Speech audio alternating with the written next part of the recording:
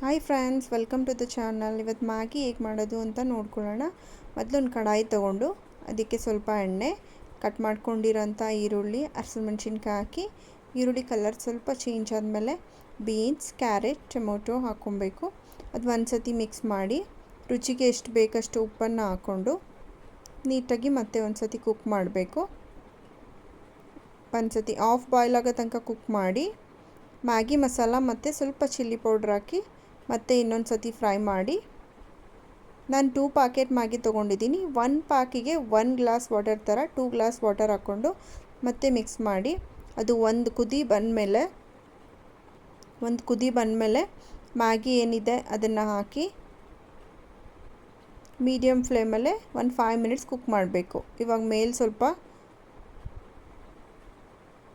ಮೇಲೆ ಸ್ವಲ್ಪ ಕೊತ್ತಂಬರಿ ಸೊಪ್ಪು ಹಾಕಿ ಮೀಡಿಯಮ್ ಫ್ಲೇಮಲ್ಲೇ 5 ಮಿನಿಟ್ಸ್ ಕುಕ್ ಮಾಡಿದ್ರೆ ಬಿಸಿ ಬಿಸಿ ಮ್ಯಾಗಿ ರೆಡಿ. ಈ ವಿಂಟರಲ್ಲಿ ಒಳ್ಳೆಯ ರೆಸಿಪಿ.